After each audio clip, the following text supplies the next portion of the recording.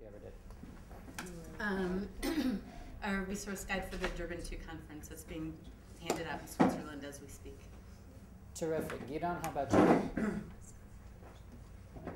And then Bill, I'll come down. The house I built. Terrific. Ah, yes, sir. Hi. Yes. The reason I raised my hand is I'm having a lot of trouble hearing. I wish everybody would speak at a higher decibel level. I can't. Is that including me? Yes. Oh, okay, fine. Okay, so the question that was asked was the best example of your work. This is an answer from me. The good news is that I have the best example of my work. The unfortunate news is that the best example of my work is not, in fact, with us this morning. The best example of my work is sitting in Toronto, Canada, after an arduous 12-hour flight holding children who were calm on his lap. The best example of my work is my son. He followed some of my advice. He rejected a tremendous amount of my advice, but ultimately did the one thing that he had drummed into him from the moment that he was born, which is when you find your passion in life, follow that passion, no matter who says anything to the contrary, including me or your mother. So when he came to Israel, and I was rattling his cage, to put it pleasantly, about his choice in educational environment and lifestyle, he cheated and repeated that back to me. At which point I said, "You're right," and that was it. He was absolutely right that he made the best choice. So when you think about things in your life and you get asked these questions, as Eric said, some of us, me included, march to the beat of a different drummer. I actually build my own drum. So when you look at and answer some of these questions, which you will do after the game, and when you play again, which you will, think about your answers. Let's cover some of the ones that we didn't. How many of you next week are going to either come back or going to bring a guest with you based on your experience? Not next week because it's Yom Ha'atzmaut, the week following. Thank you very much for shaking your head. At our next meeting, how many of you are going to bring someone to sit in a chair next to you? Good.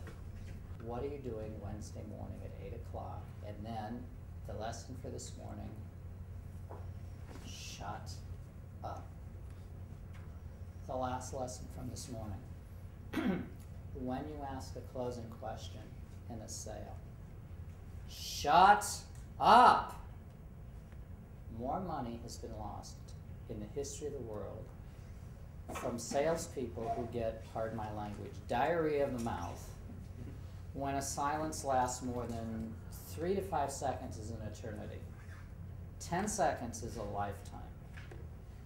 There was a fun incident that we'll share. Some of you have heard this before. Back in the dark ages when I was helping people to own Porsches, before I saw the light, I was in a selling situation.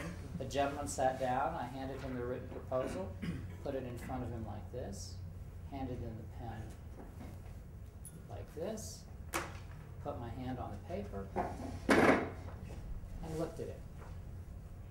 And he looked at me. You're supposed to stand when you're talking. That's correct, but I was sitting. And I looked at him for 20 minutes.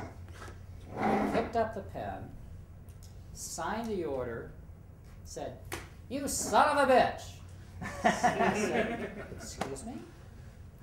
He said, "I just went to a class on negotiation. They told me that the first person who talks in a closing situation loses.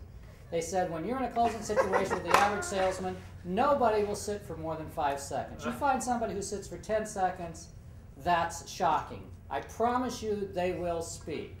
He said, by the time we got to a minute, I was shocked. By the time we got to 90 seconds, I was determined to outweigh you. He said, "Damn it, anybody who could sit here for 20 minutes has earned my business." And he said, "Would you like a job?" The biggest mistake probably was not taking him up on his offer.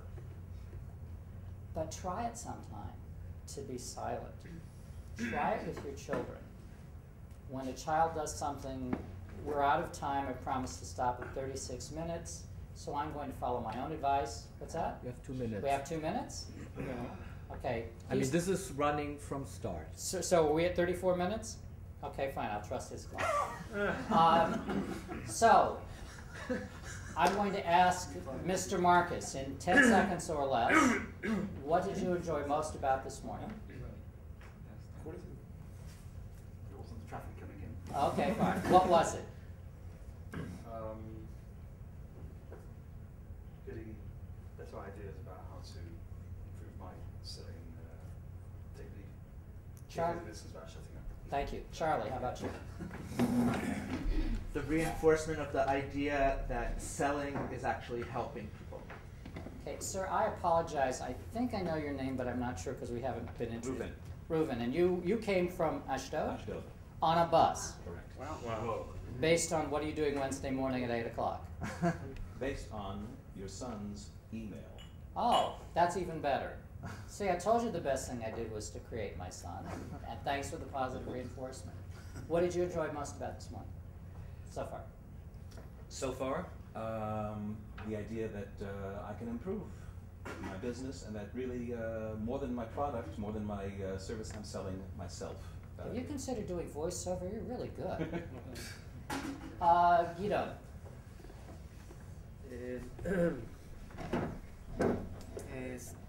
The value of my product is much more than the product itself.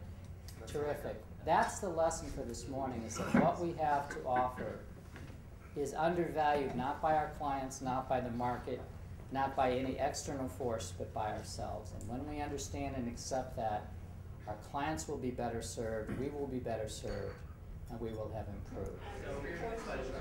Well, there was a lot of reinforcement about selling and presentations, and that it comes from within and not from without. Now, this morning I learned about how to close business faster and in a way that the customer will feel that he needs to work with me. And I enjoyed the game to look at myself and to say, you can do that. Shut up for success. At the end you make your pitch and you shut up, because the more you talk you could make somebody more uninterested in your product or service than interested. Also think of selling as a way to help people, because if they have a need you'll be able to help them, and don't think about financial gain, or don't think about financial gain, think about helping them. If you can help them, you might not be able to. So one of the things I liked most was that the presenter told us to take out an index card, write someone's name on it in a room that you know, and write something about them that you like. And then run around the room and help people to be, reinforce positive energy, and then they could use that, think of themselves, well, this is, for my product or service, these are some things that other people are saying about me, so help them out. I think the most valuable thing I learned this morning is when to keep quiet, when to make your statement and then wait for the response rather than keep talking. So sending off positive messages to people that I've had experience working with and giving them the feedback. What I learned today is the value of what you sell is much more than what you're selling. The point about the game is when you reach your negotiating point, just shut up.